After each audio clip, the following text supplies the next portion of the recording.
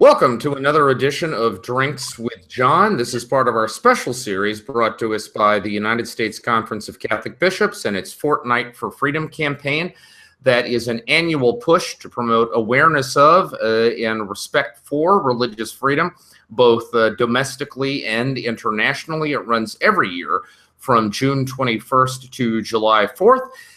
Which means we are just on the cusp of the 2017 edition of the Fortnight for Freedom. And here's one way that you know that the U.S. bishops are actually serious about this. This year, they have produced these lovely Fortnight for Freedom beer mugs. And because it is 4 o'clock in the afternoon here in Rome, which is where I am right now, mine is filled with a lovely, cool Italian beer. Peroni, actually, for those of you who know your Italian beers. Now, my guest today, I doubt, is rocking a beer right now because she's coming to us from Washington, D.C., where it is still only about 10 o'clock in the morning. But don't worry, the conversation is going to be intoxicating anyway, because this is a truly remarkable human being that we are graced to have with us today. We're joined by Kristen Evans, who from the group In Defense of Christians. Former executive director, actually, of In Defense of Christians, and now a senior analyst there, and somebody who, like me, very much has close to her heart the plight of persecuted Christians around the world, and in particular in the Middle East. And so it's a natural fit for the interests the U.S. bishops are trying to emphasize during this Fortnight for Freedom campaign. Kirsten, thank you so much for being with us today. Thanks, John. I do have to tell you, I also have my Fortnight for Freedom mug, but mine is filled with a latte, not with a beer. Maybe I'll be able to fill it with a beer later this afternoon. But I'm gonna hold on. Come on, it's a Saturday, Kirsten. I mean, it is a Saturday. Okay, I would say let your hair down, but your hair is already down. But I mean that metaphorically, you know. Get into the flow of things here. All right. Well, listen. Lots to talk about here, because obviously the fate of Christians in the Middle East is not only one of the dominant Christian stories of our time, it's actually one of the dominant foreign policy and security stories of our time. But before we get into all of that, can you just say a quick word about what In Defense of Christians is, where it came from, and what it does? Oh, yeah, absolutely. And thank you for that introduction. In Defense of Christians, we are a advocacy organization. We're Washington, D.C. based, and we're dedicated to the protection and the preservation of Christians and Christianity in the Middle East. And the organization, actually, the story, and since I'm speaking to this audience through the venue that we're speaking to, I can tell you a little bit of the back end of the story. But the organization really came into being through the president, Tuvik Baklini, in a conversation that he was having with Cardinal Wuerl. This was quite a few years ago, and they were sitting around a dinner table with a bunch of Lebanese businessmen, and Tuvik Baklini turned to Cardinal Wuerl and said, "What are we going to do for Christians in the Middle East?" And Cardinal Wuerl looked at him and said, "Well, what are you going to do for Christians in the Middle East? You start something, and I will support you." And so from that, several years ago, I guess it's probably at this stage about four or so years ago now, the organization began. So we've been very blessed to work very closely with the Catholic bishops. Cardinal Wuerl has been a good friend to us through thick and thin, Bishop Mansour as well. And we're grateful for that partnership with the USCCB. We do political. Just in case there is somebody out there watching this who does not know who you're talking about, we're talking about Cardinal Donald Wuerl of Washington, D.C., and Bishop Henry Mansour, correct? Gregory Mansour. Sorry, yes. Yeah. Bishop Mansour is the bishop for the East Coast, and actually Bishop Zaidan for the West Coast has also been a strong friend to us throughout the years of the Maronite Catholic community in the United States. So that's largely, for those that might not be familiar, largely the Lebanese Catholic community in the United States that, of course, have their own rite and their own liturgy, and which is performed or celebrated rather in Aramaic, the language of Jesus himself.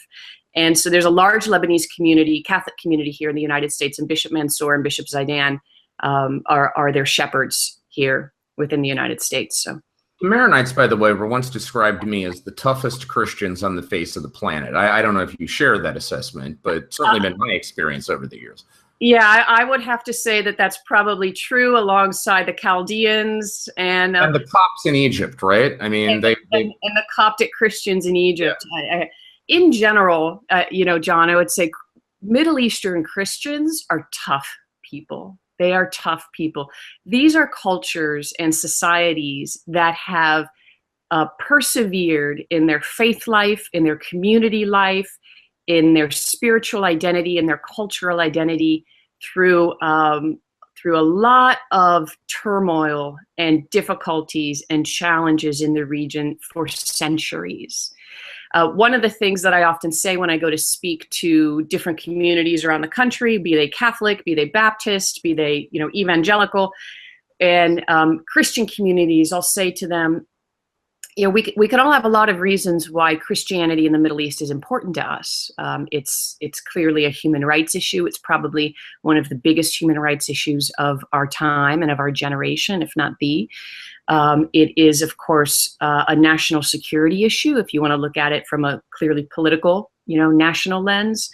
It's a moral issue. People who are being downtrodden, persecuted, et cetera. We have a moral obligation to come to their defense. But beyond all of those reasons, for each and every one of us, it should be a personal and spiritual issue, because each of us has received our faith through the lineage of Middle Eastern Christianity in some way or another. There's not a single baptized person who can't trace the lineage of their faith back to the Middle Eastern Church, from the time of Christ, from the time of the apostles, from the time of the early church, the church fathers. The Middle East is truly the cradle of and the seedbed of Christianity. And I think what we're seeing in the West is that we're becoming more and more cognizant of that, especially as Catholics. We tend to have a very Rome-centered vision of our Christian heritage and our history. And I think that the more we become aware of, unfortunately, through the current events that are happening in our time, but the more we become aware of these Christian communities, the more we begin to realize that this faith in this region of the world is one of the places that we are most indebted to for the faith that we have. And so it's a personal issue for each one of us if we take our faith seriously. Now, Kirsten, let me ask you, I mean, you helped run and are still very much involved in a group that is focused on the persecution of Christians. I've written a book on the persecution of Christians called The Global War Against Christians. So I'm sure you hear the same kind of blowback from time to time that I have over the years, which is, why are you focusing just on Christians? I mean, the Catholic Church, of course, is in favor of religious freedom across the board. I mean, not just in a narrow confessional way for Christians, but for all. My response to that typically is, I'm focusing on this, first of all, because statistically speaking, Christians are more in the firing line today than any other religious group in the world. And secondly, because at least in the West, there has long been a wall of silence around anti-Christian persecution. That is, Americans, Europeans, they're familiar with the idea of Jews being oppressed, or Muslims being oppressed, or women being oppressed, or members of other minority groups. But the idea of anti-Christian persecution, at least really until the rise of ISIS, has been a tough sell. Why do you think there is sometimes that wall of silence around the suffering of Christians in particular? I think there's a lot of reasons. Well, let me answer your question in two parts, right? First of all, yes, we hear that often, right? I hear that often. Why are you just focusing on Christians? And much like you, my answer to that would be all of the things that you mentioned, as well as the fact that, well, we're not just focused on Christians, right? By the virtue of fighting for and defending the right of existence of any religious community in the modern world, we are not just fighting for their rights, but we're also fighting for the rights of every other community that's going to benefit from the rise in knowledge and awareness and hopefully policy and changes in culture that are going to become more religiously tolerant, more religiously accepting, more pluralistic in their view. And so I think that it's a misnomer to think that focusing on the plight of one religious group is somehow leaving the other ones behind. It's not. Advances that are made for one are advances that are made for all. As you mentioned, Christians are, statistically speaking, the most persecuted religious community in the world today. That's not something that we hear often. It's not something that our society likes to talk about in such straightforward terms, but it is a statistical fact. Even the Pew Research Foundation, which is a non-religious or secular organization, has noted that fact year after year over the course of the last years. So absolutely. What are the reasons why we're not comfortable as a society and a culture? I think there's a lot of reasons for that. They can be very complicated, right? For some reason, as a society, we have a certain amount of guilt somehow, that somehow defending Christians is somehow a betrayal to other minorities throughout the world. I think in a kind of post-modern world that we live in,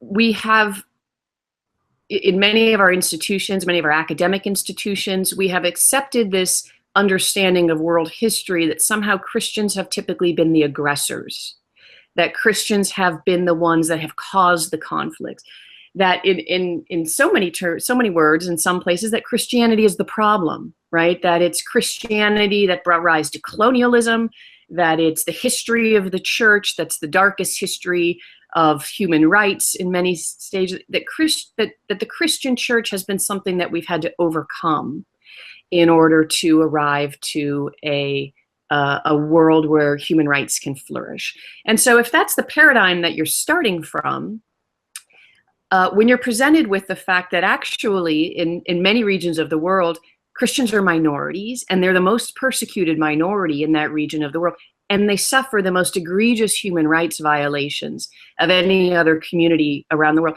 it's a complete and total conflict of all of the premises and assumptions that you have arrived to. And so I think as a culture, we've seen ourselves wrestling with that, particularly with the rise of ISIS and the way in which Christian persecution has become more and more covered and recognized and spoken about in society as in general and in our culture in general. You watch that kind of that kind of wrestling of ideas, of trying to go back and re-examine assumptions that we have, and how does that fit into things that are playing out in the globe, in the world stage right now, that we can't deny. Yeah, I agree with you completely. I think part of the problem is that people in the early 21st century have an outdated narrative about Christianity. And when they think about Christians, they think about sort of affluent people in the West pulling up for Sunday services at a megachurch, say in Houston, and their Lincoln Continentals. When statistically speaking, I mean, the typical Christian in the world today would be an impoverished mother of four in a place such as Bangladesh or Benin, who was often triply exposed to persecution because of religion, because of ethnicity, and because of language. And, I think our narrative about what the Christian experience has to catch up with reality. But listen, we're running out of time. But before I let you go, Kirsten, let me ask you this.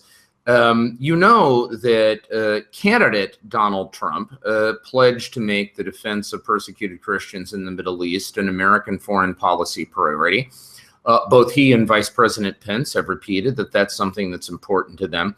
What would you say the United States could do right now today that would be achievable as opposed to rhetorical, that would make an actual concrete on-the-ground difference for the lives of Christians in the Middle East, particularly, of course, in places such as Iraq and Syria?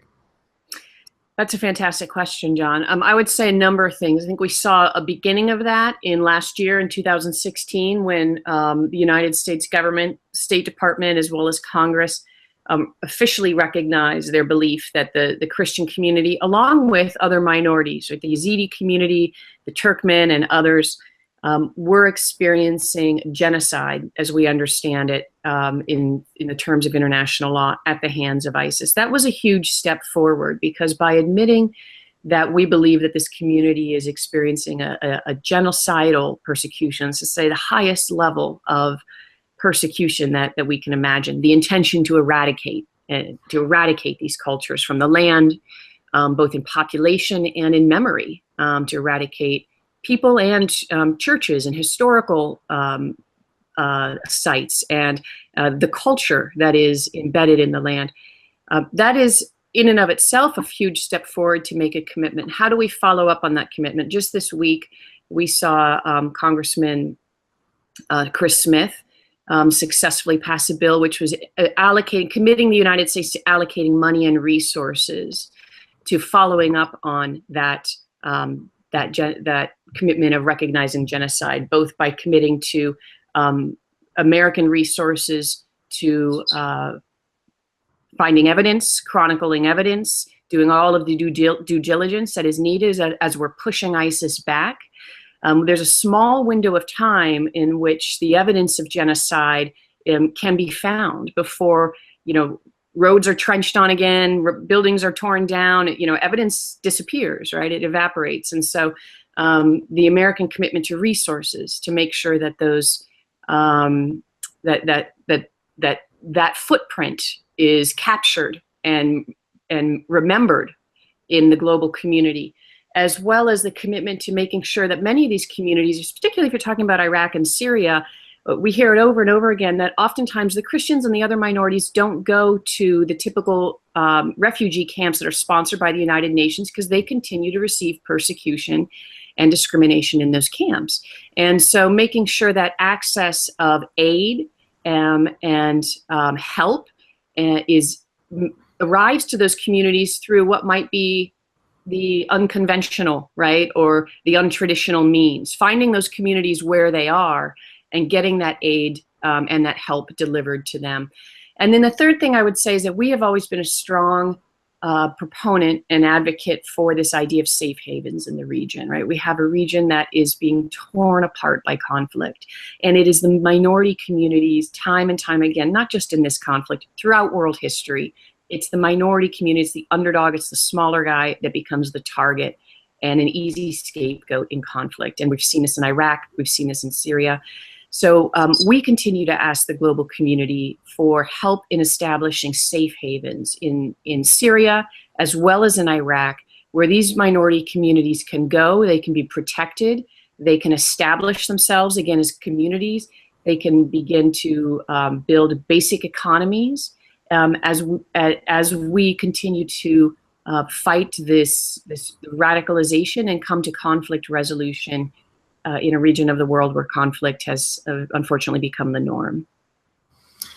Kirsten, if people want to know more about In Defense of Christians and what you all are up to, where can they go? They can come to our website. It's www.indefenseofchristians.org, and they'll find everything that they need to know about the organization there. And we welcome them to come learn more about us and to get involved. We have chapters all around the country. So if you go to the website, you can find out if there's a chapter in your region or in your local city. And if not, then we welcome any entrepreneurial minds to help us start up chapters in cities where we're not yet represented. Do you have a chapter in Rome yet? Just out of curiosity. We don't, John, but if we do, I would nominate you to help get it off the ground, and I'm happy to come help as well. Yeah, absolutely. You and I have to work on that, right? I can be like the local guy, and then we can bring you over to consult on the creation of the chapter, right? It'll take a solid 2 weeks. It'll take a minimum 2 weeks. I mean, you've got to spend some serious time over here helping us get this going. All right, we have been talking to Kristen Evans of the organization In Defense of Christians, which is focused in a particular way on the plight of suffering Christians in the Middle East. Please do check out their website and their resources, because it's a vitally important voice, and they will help you understand why this is not merely a subject of spiritual and theological concern for Christians, although it very much is, but why it is also a pressing national security and geopolitical issue for people of no faith at all. And all of that can be found in the resources that they make available. This conversation has been brought to you by the United States Conference of Catholic Bishops and its Fortnight for Freedom campaign. That's the annual push of the USCCB to raise respect for and appreciation of religious freedom, both at home and abroad. Runs June 21st through July 4th. Resources about that effort can also be found on the website of the United States Conference of Catholic Bishops. I am John Allen, the editor of Crux, and this has been Drinks with John. Join us next time. Until then, have a great time.